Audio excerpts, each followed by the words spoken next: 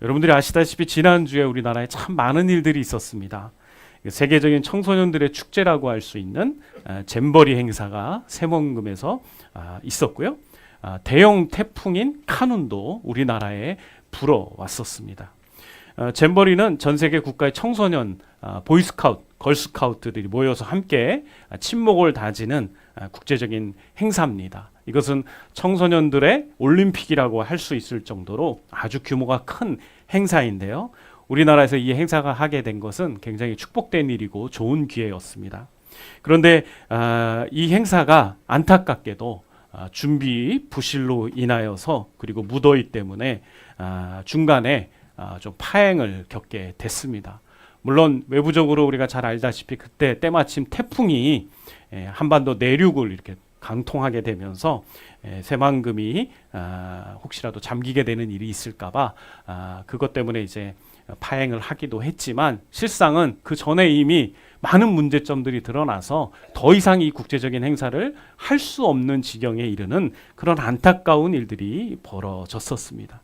그래서 전 세계 외신들이 우리나라가 정말 이 코로나19 이후로 굉장히 아름다운 그런 나라로 또 살기 좋은 나라로 그리고 모두가 자랑스러울 만한 그런 나라로 인식되고 있었는데 큰 오점을 남기게 됐다고 다들 안타까워했었고 한 단계 국격을 높일 수 있는 기회가 도리어 준비 부실로 인해서 국격이 떨어지는 그런 아주 참혹한 결과를 가져오게 돼서 많은 국민들이 가슴 아파하고 또 안타까워했었습니다. 거기다가 설상가상으로 태풍이 불어와서 정부에서는 더 이상 이 국제 행사를 하지 못하고 함께 모여 있는 약 4만 명의 청소년들을 전국으로 다 흩어지게 해서 분산 수용을 하기로 결정을 내렸습니다. 그런데 여러분들이 잘 아시지만 한두 사람도 아니고 4만 명이라는 되는 사람들을 하루아침에 잠자고 숙식하고 또 프로그램을 진행할 수 있는 곳으로 보낸다는 게 너무 어려운 일입니다.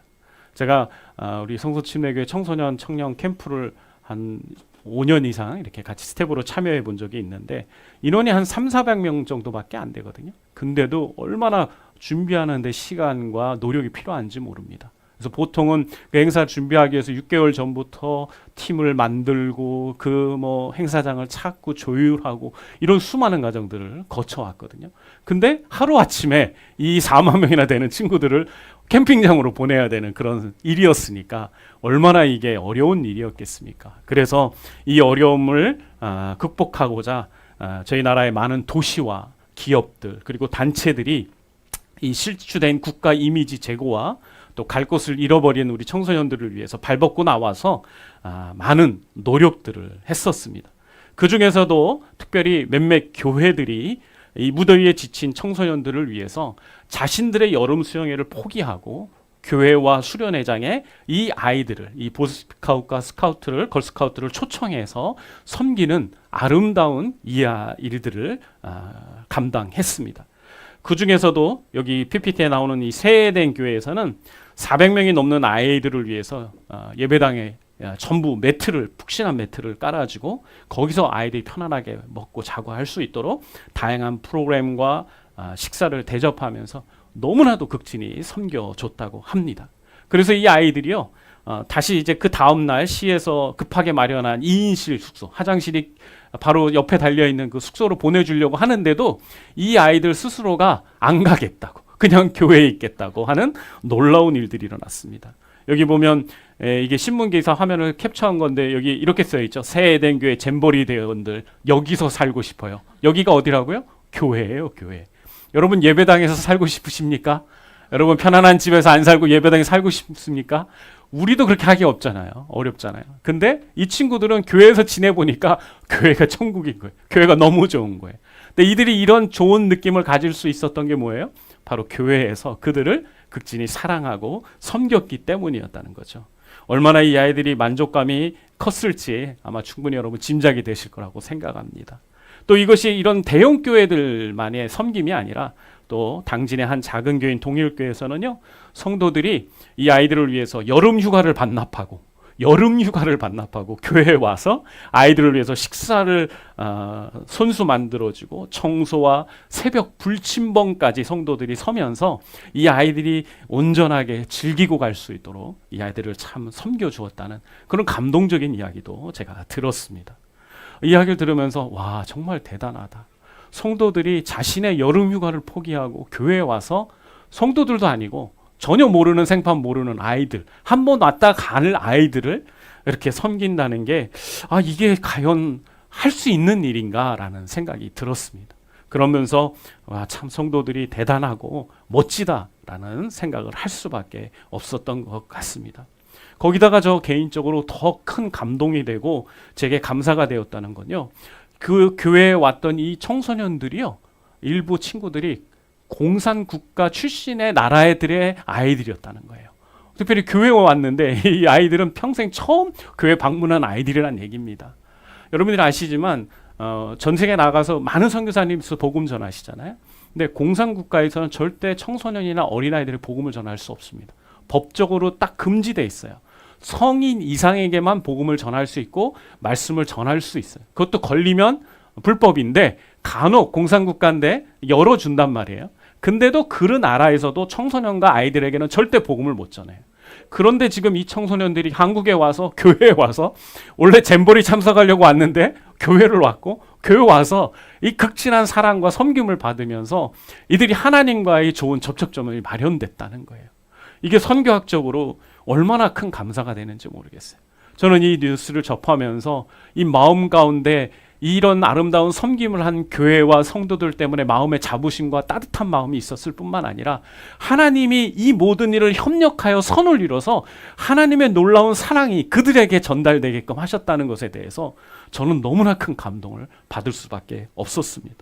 그러면서 우리 교회가, 우리 교회들이 이런 일들에 계속해서 쓰임받을 수 있으면 좋겠다. 어려움에 처한 사람들을 그냥 모른 척하는 것이 아니라 나 지금 해야 될 일이 있으니까 그들은 국가가 알아서 해, 정부가 알아서 해, 이렇게 하는 게 아니라 교회가 이런 국민적인 어려움들 가운데 그들을 위해서 헌신하고 교회를 내어주고 성도들이 함께 수고하면서 이런 아름다운 일들을 펼치는 게 진짜 하나님이 기뻐하시는 교회와 공동체의 모습이 아닌가라는 생각이 들었습니다. 그러면서 하나님 앞에 기도할 수밖에 없었어요. 하나님, 우리 교회도 이렇게 됐으면 좋겠습니다. 우리 교회도 하나님 이런 식으로 어려운 그 순간에 함께 교회를 오픈해주고 환영해주고 지극히 섬겨줘서 하나님 나라의 아름다움을 선전하는 그런 교회로 쓰임받았으면 좋겠습니다라고 기도할 수밖에 없었습니다. 아마 여러분들도 제가 이 이야기를 들려드리면서 여러분도 아마 이러한 소망을 같이 품게 될 거라고 생각합니다. 이러한 소망을 주시는 분은 하나님이라고 저는 믿습니다. 하나님 우리에게 주시는 소망은 물질적으로, 세상적으로 권세 있고 힘 있고 출세하고 이러한 소망만 있는 것이 아닙니다. 우리에게 진정한 소망은 영원한 천국에 대한 소망입니다. 하나님 나라가 이 땅 가운데 임하는 소망이 진정 우리를 만족해 하고 기쁘게 하고 행복해 하는 소망입니다. 그런데 그러한 소망들을 하나님께서 누구를 통해 이루겠다고 하십니까? 바로 우리 성도들, 우리 교회를 통해서 이루겠다고 하시는 것입니다. 그렇다면 여러분, 우리가 어떻게 해야겠습니까? 그러한 일들에 우리 교회가 준비될 수 있도록, 그러한 기회가 찾아올 때 우리가 그 기회에 쓰임받을 수 있도록 여러분, 우리가 함께 준비해야 되지 않겠습니까? 하나님은 준비된 자를 쓰십니다. 아멘이십니까? 하나님은 준비된 교회를 사용하시는 겁니다. 여러분, 저는요 믿지 않습니다. 뭘 믿지 않냐? 한 번도 그런 사랑의 섬김과 훈련되지 않았던 성도들이 자기 여름 휴가를 포기하고 이런 필요들이 있다고 교회에 와서 섬기는 거 그냥 하루아침에 된다고 생각하지 않습니다.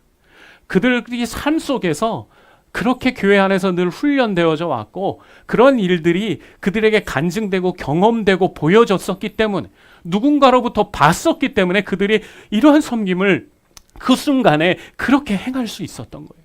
그 결과 하나님이 영광을 받으시고 그 청소년 아이들이 그 무더위에 지치고 그 벌레의 수많은 곳을 물렸던 그 말도 하기조차 부끄러운 그런 일들을 당하면서 이 대한민국에 대한 어떤 그런 국격을 떨어뜨리는 이런 순간에 이 모든 것을 다 커버하고도 남을 만한 그런 일들을 이루는데 이 성도들이 쓰임받을 수 있었던 것은 그들이 준비되고 훈련됐기 때문인 거예요.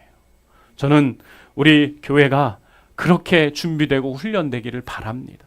그것을 위해서 우리가 기도하면서 우리가 하나님 앞에서 작은 섬김을, 작은 사랑을 실천하는 것부터 우리가 해야 합니다. 오늘 우리가 함께 말씀을 나눈 이 아둘람 굴에서 일어난 공동체의 이야기는 우리에게 그런 의미에서 큰 도전을 줍니다. 왜냐하면 이 이야기는 보잘것없는 짧은 구절의 이야기지만 바로 이 시대의 교회가 어떠해야 되는지를 우리에게 교훈하고 있기 때문입니다. 여러분이 잘 아시지만 다윗은 아주 믿음의 용사고 하나님이 함께 하시는 믿음의 사람입니다. 그래서 그는 그 돌팔매질 하나로 그 거인 골리앗과의 싸움에서 승리한 아주 위대한 민족의 영웅이었습니다. 그런 민족의 영웅이었던 이 다윗이 나가는 전쟁마다 승승장구하고 잘 나가기 시작하자 그 당시에 그 이스라엘 왕이었던 사울 왕은 질투하기 시작을 했습니다. 그러면서 자기의 사인데도 불구하고 이 다윗을 어떻게 하면 죽일까를 아주 고심하면서 틈만 나면 다윗을 위험에 처하게 했고 그를 핍박하고 마침내는 그를 모든 권위와 그 지위에서 내려놓게 하고 그로 하여금 도망자가 되게 하는 그런 안타까운 일을 겪게 하고 말았습니다. 다윗은 단 한 번도 사울 왕을 적대시하지 않았습니다. 단 한 번도 다윗은 사울 왕을 무시하지도 않았습니다.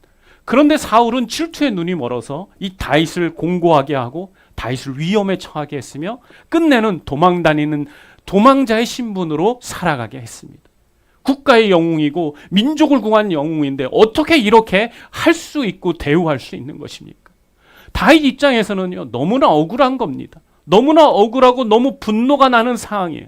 근데도 다윗은 끝까지 하나님이 기름 부으신 왕인 사울 왕을 대적하지 않고 그는 차라리 내가 이 민족을 떠나겠다며 이 다윗 이스라엘 국가를 떠나서 떠돌이의 신세가 되고 있었습니다. 그러다 어느 날 오늘 이 엔게디 굴이라고 하는 엔게디에 있는 아둘람 굴이라고 하는 이 골짜기의 이 아둘람 굴에 그가 도착해서 정착을 하기 시작을 했습니다. 그가 이런 골짜기 깊은 곳에 이러한 굴 속에 들어가 있었던 이유는 뭘까요? 계속해서 위협이 있었기 때문인 거죠. 사울 왕이 어디든지 다윗을 잡으려고 아주 이 잡듯이 꼼꼼하게 다윗을 찾으러 다녔기 때문에 평범한 곳에 가서 숨겨 있을 수가 없었기 때문에 그는 굴 속에 그 깊은 어둠이 있는 그 굴 속에 가서 살았던 것입니다. 한 장 더 넘기면 이런 굴입니다. 다행히 빛이 좀 들어오는 굴이었다고 이야기하고 있습니다. 하지만 여러분 이런 굴에서 산다는 게 여러분 가당키나 하겠습니까? 민족의 영웅이라니까요.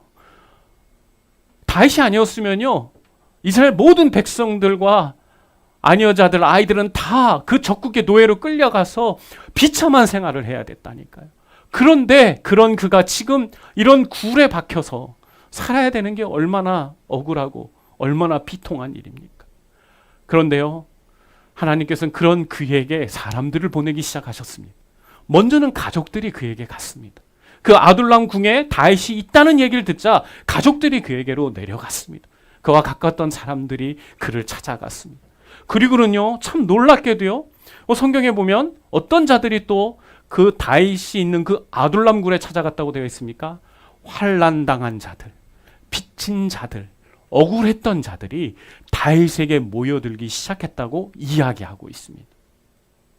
여러분 지금 다윗은 모든 영광을 잃어버리고 비참한 신세로 힘이 없는 아주 나약한 존재로 그 굴 속에 있습니다.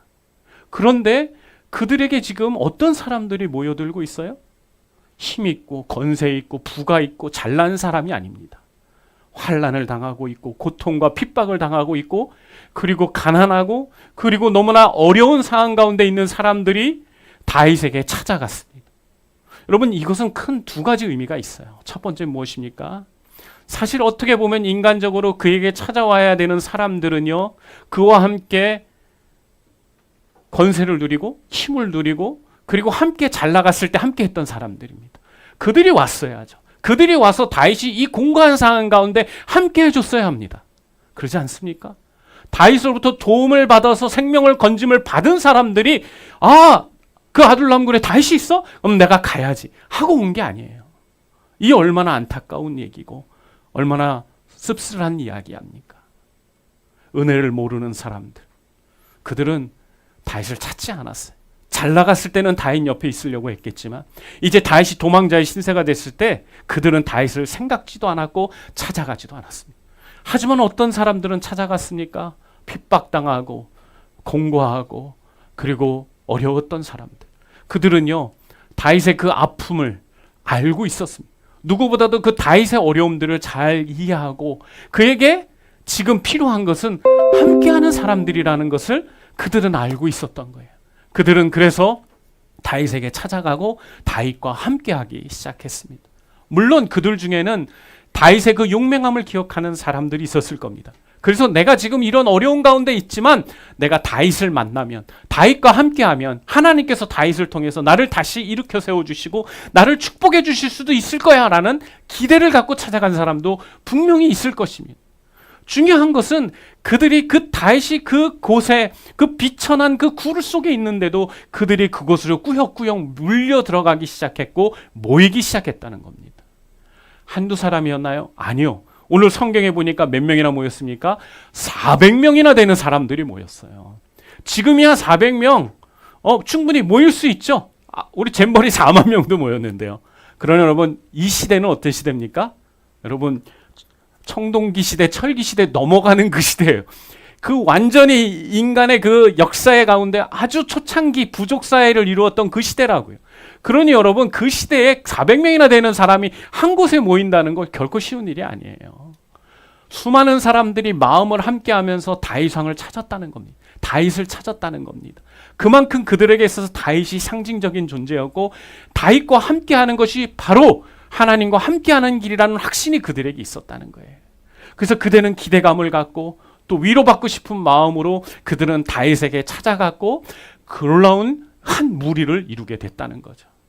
여러분 이 무리가 어떤 사람들로 쓰임받았을까요? 바로 다윗이 사울왕에 이어 새로운 왕조를 만드는 그런 놀라운 그런 미랄이 되는 그런 그룹으로, 그런 무리로, 이 공동체로 이들이 쓰임받았다는 사실입니다. 이게 얼마나 놀라운 일입니까? 그 보잘것없는 사람들, 힘없고 권세없고 도리어 핍박받으며 상처받고 너무나도 패배자 같고 루저와 같은 그런 사람들인데 그들이 하나님의 사람들과 함께하고 믿음의 공동체를 이루니까 하나님이 그들을 사용하셔서 민족을 변혁시키는 그런 주체로, 촉진제로 이들을 사용하셨다는 것입니다. 여러분 그렇다면요 우리도 희망을 가질 수 있습니다. 어떤 희망입니까? 우리가 비록 세상적인 기준에서 왜소하고 작고 보잘것없는 존재들이지만 우리가 하나님 손에 붙들리면, 하나님과 함께하면, 하나님의 사람들과 함께하면 우리가 이러한 놀라운 하나님의 놀라운 역사를 이루는 주인공이 되고 우리가 하나님의 놀라운 도구로 쓰임받을 수 있게 된다는 사실입니다. 그러기에 여러분 우리는 오늘 이 본문에 나오는 이 이야기, 아둘람 공동체의 이 이야기를 우리가 정말 의미 있게 받아들이고 우리의 가슴 가운데 새겨놔야 합니다. 먼저는 이 말씀을 보면서 우리가 어떠한 부분들을 적용받고 우리가 도전받아야 할까요? 우리 교회 공동체가 무엇을 우리가 이 말씀을 통해서 배워야 할까요? 첫 번째는 바로 이것입니다.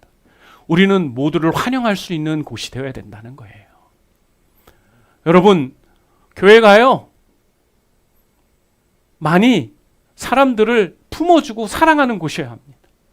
차별 없이 누구나 교회에 올 수 있어야 하고 오는 누구든지 우리는 그들을 정말 진심으로 사랑하고 하나된 공동체로 받아주어야 하는 곳이 되어야 합니다. 우리 한국 사회 교회가 뿌리 깊게 내릴 수 있었던 이유가 뭘까요? 교회에 오면 차별이 없었기 때문이에요. 상놈, 양반, 중인 이런 거에 차별이 없었어요. 모두가 함께 하나로 그리스도 안에서 한 형제요 자매로 생각하면서 백정을 수용하고 노예들을 수용하고 종들을 양반이 함께 품어주고 사랑해주는 곳이었기 때문에 교회라는 곳이 너무나 세상과 다른 그런 너무나도 행복한 곳이었고 자유와 평화와 그리고 차별이 없는 놀라운 상징적인 곳이었기 때문에 이 한국 사회 가운데 교회가 큰 역할을 감당할 수 있었던 것입니다. 여러분 이 시대 가운데도 교회는 그런 곳이 되어야 합니다. 아멘이십니까? 환난당하고 도움이 필요해서 너무나 누더지 같은 옷을 입고 찾아오는 사람들이 교회에 있을 수 있습니다. 모든 전 재산을 잃어버리고 빈털터리로 정말 교회에 그냥 밥 한 끼 얻어먹으러 올 수 있는 사람들이 교회에 올 수 있습니다. 너무나 힘들고 어려운 가운데서 지쳐서 그냥 하루하루 소망이 없어서 그냥 교회 예배당 와서 잠만 자려고 오는, 그냥 시원한 에어컨이 틀어져 있고 따뜻한 온풍이 나오니까 그곳에서 몸 좀 녹여보려고 하는 마음으로 교회에 나오는 사람들이 있을 수 있습니다. 여러분, 그런 사람들도 우리 교회가 받아주고 환영해주는 그런 교회 공동체가 되어야 합니다. 앞으로 더더욱더 이 한국 사회 가운데 그러한 상처받은 영혼들, 그렇게 빈곤하고 어려운 가운데 처하는 수많은 사람들이 세상에서 사랑받지 못하고 관심받지 못하고 케어받지 못하면서 그들은 교회 문을 노크할 것입니다. 여러분, 그때 우리 교회는 그들을 적극적으로 환영하고 받아주고 수용해주는 곳이 되어야 합니다. 아멘이십니까? 그런 교회가 진짜 하나님의 교회입니다. 초대교회 때도 그랬고 우리나라 그 초창기 그런 시대 때도 그랬고 지금에 이르러서도 교회는 그 정신을 결코 그 스피릿을 타협하거나 잊어버려서는 안 됩니다. 모두가 교회에 오면 환영받을 수 있는 곳. 교회는 누구나 와서 위로받고 힘을 얻고 격려받을 수 있는 것. 그것이 진정 교회 공동체의 진정한 모습인 것입니다. 물론 교회 안에서 복음이 선포되어야 되고 교회가 선교를 해야 되는 것도 맞습니다. 그런데 우선적으로 하나님이 이 교회를 공동체로 모아주신 것은 이 세상에서 갈 길 잃고 방황하고 상처받고 무거운 짐을 진 자들이 쉼을 얻을 수 있는 쉼터처럼, 하나님이 피난처처럼 이 교회를 우리를 위해서 세워주신 것입니다. 그러기에 여러분, 우리 꿈을 심는 교회가 바로 그런 교회가 되어야 합니다.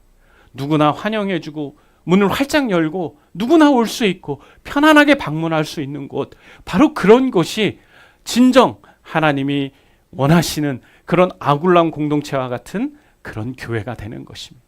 여러분, 그런 교회가 되기를 함께 노력해 주시길 바랍니다. 아멘이십니까?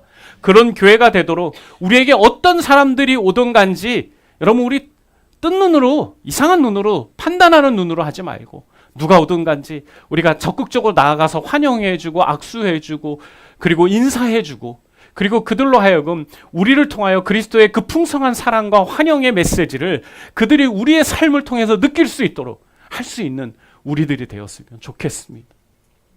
사실 우리 교회가 이곳에 세워지고 한 10여 년 동안 수많은 분들이 우리 교회에 왔다 갔습니다. 이 주역에 살던 분들도 교회에 방문을 했었어요. 근데 제가 기억하는 한 분이 있습니다. 한 남자분이셨는데 늘 교회 올 때마다 선글라스를 끼고 오셨어요. 거기다가 오실 때마다 이렇게 루즈를 바르고 얼굴에 이제 화장을 하고 오셨던 분입니다. 처음에는 그런 그분이 이제 어떤 성향을 갖고 있는지 제가 잘 짐작할 수는 없었어요. 근데 이제 계속 오시다 보니까 이제 그런 분들이 또 배우고 나니까 이제 그런 분들이 어떤 분인지 알게 됐죠. 이제 그런 분들은 성에 대한 부분에 있어서 우리와 조금 생각이 다른 분이세요. 여러분, 그렇지만 그런 분들도 지금은 정말 많아지고 있잖아요. 이번에 잼버리가 이루어지는 그곳에서도 중립적인 성을 갖고 있는 분들을 위한 다른 젠더 화장실이나 이런 것들도 많이 만들어놨고 그분들을 위해서 샤워실도 따로 이렇게 독립적으로 해주고 했다는 얘기 들었습니다. 우리가 그것을 결코 우리의 믿음으로 받아들이지는 않습니다. 하지만 그들도 교회에 올 수 있습니다. 아멘이십니까? 그런 사람들도 교회에 와서 복음을 듣고 변화되어야 합니다. 그들이 복음을 들을 수 있는 곳이 어딜까요? 교회입니다. 그러면 그들이 교회에 오는 것을 우리가 수용하고 받아주는 그런 공동체가 되어야 돼요. 우리의 믿음이 그것이 아니지만 그들이 언제든지 교회에 와서 함께 하길 원한다면 우리는 그들마저도 따뜻하게 품어주고 사랑해주고 수용해줄 수 있는 공동체로 우리가 거듭나고 변화되어야 하는 것입니다. 특별히 그런 사람들 뿐만 아니라 저는 정말 정서적으로 정신적으로 많은 상처 입은 사람들이 지금 현대인들 중에 갈수록 많아지고 있다고 생각이 됩니다. 최근에 우리 사회를 시끄럽게 하고 있는 묻지마 폭력과 그리고 칼부림 사건들의 이야기, 여러분, 그분들이 온전한 정식으로 그런 행동을 했을까요? 아니에요. 그들의 내면과 그들의 이야기를 들어보면 우리가 생각하는 그 수준을 넘어서서 평범치 않은 사고를 가지고 있는 것을 보게 됩니다. 그런데 여러분, 그런 사람들이 몇몇이 아니에요. 지금 갈수록 많아지고 있어요. 제가 이걸 어떻게 알 수 있을까요? 목사님들과 만나보면 주변에 그런 사람들이 얼마나 많은지를 듣게 되기 때문이에요. 또 특별히 제 아내가 상담을 하고 있기 때문에 상담을 받는 사람들의 그 이야기를 들어보면 얼마나 안타까운지 모릅니다. 그들의 그 내면과 이 현대인들이, 특별히 우리 한국 사회 가운데 기술이 발전하고 나라가 많이 발전하면서 부는 커졌는지 모르지만 우리의 정신과 생각들은 아직도 여전히 아주 낮은 상태를 유지하고 있는 사람들이 많이 있는 걸 보게 됩니다. 그래서 더 안타까운 것 같습니다. 그런 그들이 변화되고 그런 그들이 고침받고 치유받을 수 있는 곳이 어딜까요? 저는 국가가, 기관이 그런 일들도 할 수 있겠지만 교회도 그런 사람들을 품어줄 수 있고 그들을 치유할 수 있다고 믿습니다. 사실 복음이 유일한 해답이라고 저는 믿고 있습니다. 제가 알고 있기로는 예수 그리스도의 이 사랑과 진리가 그들을 변화시킬 수 있다고 믿습니다. 그런 사람들 교회에 많이 올 수 있어요. 실제로 교회를 개척하고 그런 사람들이 교회에 있었습니다. 사랑하는 성도 여러분들, 우리가 그런 그들을 어떠한 차별이나 선입견을 가지고 아니고 우리가 무조건적으로 이 다윗과 그의 가족들과 그 친지들처럼 이 사람들을 배척하지 않았잖아요. 왜 너희들이 오냐? 야, 우리도 지금 이곳에서 살기 힘들고 먹을 것도 없고 우리가 힘든데 야, 너희들 다른 데 좀 가라 라고 말하지 않았어요. 다윗은 그들을 그대로 받아들이고 수용했습니다. 우리도 그런 상처 입은 사람들, 그런 공고한 사람들, 환난 가운데 있는 사람들을 품어주고 받아주고 그들에게 우리의 것을 나눠줄 수 있는 그런 교회가 되었으면 좋겠습니다. 그렇게 할 때 하나님이 우리를 이 아굴란 공동체처럼 사용하셔서 새로운 시대를 열고 새로운 교회를 만들어 가는데 우리를 사용해 주실 거라고 믿습니다. 아멘이십니까? 우리가 그렇게 하기를 바랍니다. 뿐만 아니라 두 번째로요, 우리가 하나 되어야 합니다. 여러분, 400명이나 되는 사람들이 많을까요? 사울 왕과 다윗을 죽이려고 하는 군인과 그 협력자들이 더 많았을까요? 훨씬 더 많았겠죠? 그런데 여러분 놀랍지 않으십니까? 이 400명밖에 안 되는 이 사람들이 그 사울 왕과 그 수많은 다윗을 핍박하고 압제하는 그 군인들과 용맹한 사람들을 이겨내고 그 새로운 왕조를 세웠다는 거예요. 그렇게 될 수 있었던 이 비결이 뭘까요? 그들이 그 사랑으로 하나 되었기 때문인 거예요. 그들이 꼼꼼하게, 우리가 비록 그들의 군대에 비해서 너무나 작은 무리지만 우리가 하나됨을 통하여서 우리가 이들을 우리가 대적하고 이들의 그런 공격을 우리가 견뎌낸다면 하나님께서 우리와 함께 하셔서 우리가 승리할 수 있을 거라는 믿음과 그들의 그런 하나됨의 노력이 있었기 때문인 거예요. 여러분 잘 아시지만 국가가 있어야 국민이 있는 겁니다. 국가가 건강하고 그리고 부강해야 그 나라의 국민들이 행복한 겁니다. 똑같이 교회도 마찬가지예요. 이 교회가 건강하고 행복하고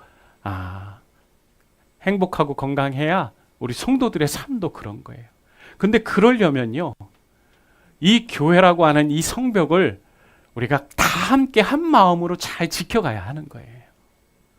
여러분, 성을 지키고 있는 이 성벽은요, 아무리 높게 쌓고 튼튼하게 짓는다고 하더라도 어느 한 곳이 무너져 버리면 다 무너지는 거예요. 한 곳만 열리면 그 한 곳으로 적들이 다 들어와서 다 무너뜨릴 수 있어요. 그렇기 때문에 우리가 성도들이 교회와 함께한 모든 우리들이 함께 하나된 마음으로 하나 되어 이 교회 공동체를 하나된 것을 지켜가야만 하는 거예요. 나 하나는 괜찮지. 교회가 그렇게 나가도 나는 내 마음대로 하면 돼. 내가 하고 싶은 대로 해도 뭐 별 문제가 있겠어 라고 아니란 마음을 갖고 하나됨을 해치는 그 순간부터 교회는 무너지는 겁니다. 잘 압니다. 우리 성도들에게 있어서 교회의 부흥과 성장, 교회가 어떤 역할을 감당하고 이런 건요, 개인의 문제나 가정의 문제에 대해서 우선순위가 떨어질 수밖에 없어요. 목사님이나 사모님들, 교육자나 직분자들은 사실 하나님에게 부르심을 받고 그 교회를 세우도록 지키도록 부름을 받았기 때문에 늘 그런 고민들을 하고 교회를 가정보다 어떻게 보면 더 우선해 두고 섬기고 있지만, 사실 성도들의 삶은 가정이 우선이고 개인이 우선이 될 수밖에 없죠. 그래서 이런 이야기를 하는 게 여러분들에게 별로 와닿지 않을 수도 있고, 목사님들 하던 얘기 하시는구나 이렇게 받아들일 수도 있어요. 그러나 여러분 기억하세요. 교회를 섬기는 우리가 행복하려면, 교회를 섬기는 우리가 영적으로 성장하며 하나님의 은혜와 축복을 누리려면 우리가 하나 되어 있는 이 공동체가 건강해야 합니다. 그리고 이 공동체 가운데 하나님의 임재가 떠나지 않아야 돼요. 근데 그것을 우리가 함께 하나 되어서 지키지 않는다면 결코 지켜질 수 없는 겁니다. 저는 우리 교회 공동체가 더 주님 안에서 하나됨을 힘써 지키는 우리들이 되었으면 좋겠어요. 내가 문제가 있고 내가 어려운 상황이니까 내 문제 좀 해결하고 나서 그 다음에 교회 좀 신경 쓰자. 죄송한 얘기지만 그런 부분들이 너무나 절박한 순간에는 그런 마음들을 가질 수밖에 없는 게 이해가 되지만, 그러나 그런 상황들이 오래 가면 안 돼요. 우리가 함께 교회를 이루도록 부르심을 받았어요. 하나님은 우리를 교회의 각 지체로 부르셨다고 말씀하고 있잖아요. 각 지체 하나하나가 얼마나 중요합니까? 팔과 다리, 눈, 코, 입, 안 중요한 지체가 어디에 있습니까? 그러게 우리가 그 각각의 하나님의 부르심을 받은 그 역할들을 감당할 때 건강한 몸이 되듯이 건강한 교회 공동체가 이루어지는 거예요. 그러니 사랑하는 성도 여러분들, 우리가 정말 이 시대의 아둘람 공동체 같은 그런 공동체로 하나님께 쓰임받기를 원한다면 우리가 힘써 하나됨을 지켜가야 합니다. 그냥 나 하나 정도는 괜찮겠지, 내가 좀 빠져도, 내가 좀 자리를 이탈해도 괜찮겠지, 여러분 그런 마음 갖지 마시길 바랍니다. 그것은 이 본인에게도 유익이 될 것이 없고 교회 공동체도 우리 모두를 다 불행하고 어렵게 하는 거예요. 그러니 우리가 함께, 우리가 교회 안에서 공동체로 지어져 가고 있는데 우리 주님 오시는 그날까지 우리가 함께 교회를 위해서 함께 하나됨을 지켜가면서 멋진 정말 아둘람 공동체와 같은 그런 교회를 여러분 함께 좀 이루어갈 수 있었으면 좋겠습니다.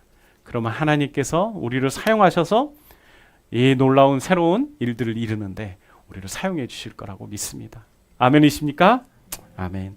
이제 말씀을 마치면서 시편 한 편을 좀 여러분하고 같이 읽고 싶습니다. 이 시편 57편은요. 다윗이 사울을 피해서 이 굴 속에 있을 때 지은 시편이에요. 사실 다윗이 얼마나 공고하고 힘들었겠습니까? 이 시편을 여러분 묵상해 보면 다윗이 이 굴에 있으면서 결코 막 행복하고 막 모든 게 다 평안하고 그런 상황이 아니었다는 걸 알 수 있어요. 그에게도 걱정이 있었고 염려가 있었고 그리고 두려움이 있었습니다. 하지만 그런 와중에서도 다윗은 누구를 붙들었을까요?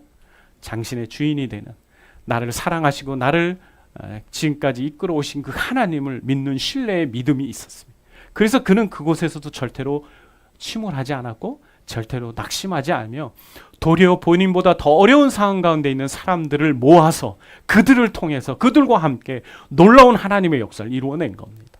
그래서 저는 오늘 이 마지막으로 설교를 마무리하면서 이 시편을 함께 교독하면서 우리의 마음 가운데 하나님께서 다윗의 마음을 주시기를 간절히 소망합니다. 그러면 제가 1절 읽고 여러분이 2절 읽으면서 우리 11절까지 마지막 절은 합독하면서 우리 읽도록 하겠습니다. 하나님이여 내게 은혜를 베푸소서. 내게 은혜를 베푸소서. 내 영혼이 주께로 피하되 주의 날개 그늘 아래에서 이 재앙들이 지나기까지 피하리이다.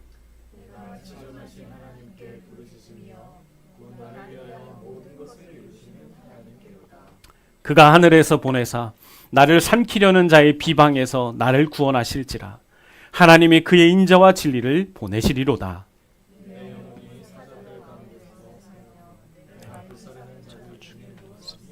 곧사람의 아들들 중에라.